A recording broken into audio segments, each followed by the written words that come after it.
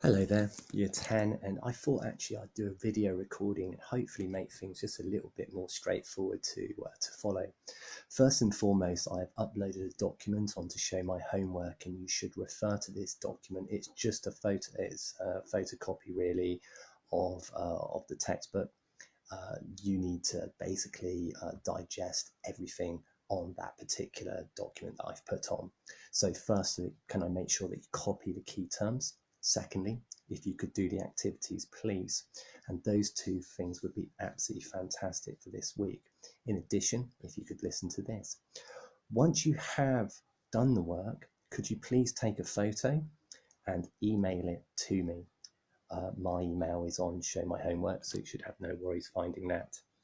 Um, and I'll obviously then keep it safe and for when we finally get back. Anyway, what I would like to cover first and foremost is Islam beliefs and teachings, and more specifically, we're going to look at the oneness of God and the supremacy of God's will. First and foremost, Muslims believe in a God called Allah. Pretty straightforward. They only believe in one God, therefore they are monotheistic. Their faith, or Islam, subscribes to what we know as monotheism. Think of the term like monobrow or monorail. It refers to one. Theism, or a theist, refers to someone who believes in God, one God. So Islam, yes, you can preempt what I'm going to say, is a monotheistic faith. Secondly, another important key term to remember, that Muslims believe that God has a sense of oneness. This is known as Tawhid, Tawhid, Tawhid. This is referring to the oneness and the unity of God. The fact that God does not consist of very complex different parts, which would make it rather problematic, prone to decay, prone to perhaps going wrong.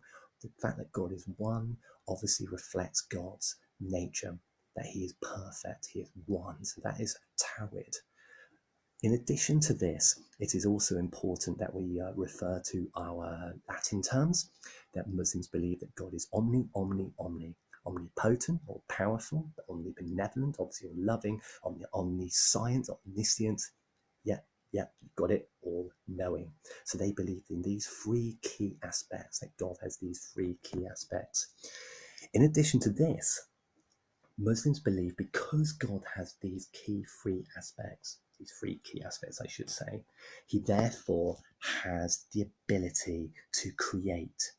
We know, or maybe not, that the Muslim creation story is very similar to that of Christianity, in that Allah is responsible for the creation of the world. He did so in just 6 days. He has the help of angels, which we will touch upon later, not now, to help him create. But ultimately, it is the will of Allah, the supreme will of Allah, that is responsible for the creation of the world.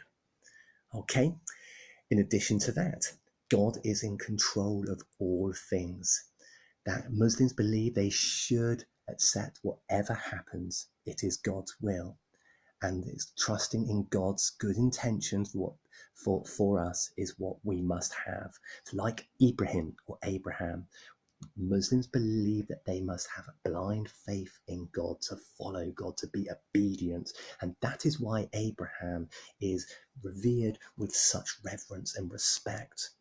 The story, very briefly, is that Abraham is a Christian story too, because it is an Abrahamic faith, was instructed to kill his son by plunging a dagger into his only son, Isaac. He did so without question. And just as he was about to do it, so God said, stop, the boy is not needed. That is celebrated in the festival of Eid al-Adha, and Muslims are absolutely, he's the man, Abraham, who's that guy, let's follow Abraham. They have him on a pedestal. And so therefore, the will of Allah is something that should always be revered, followed, respected. It is his supreme will, and therefore it should be followed. Allah has complete control, and nothing happens without him not being present or knowing about it. Of course, he is omniscient. It begs the question that our people have free to behave in the way that they want to? Some Muslims would say actually that because God is omnipotent, yes, we can still be free agents and act freely, whilst God has complete omnipotence and omniscience. Question is, it's rather convenient, but it's one. This question is a tough one. Can God have omniscience and humans have free will? Well, the get out is yes, of course, because he is omnipotent. But that's where we land up. So, could you please, as I say, have a go at the key terms and the activities? Email it to me. Okay, thank you.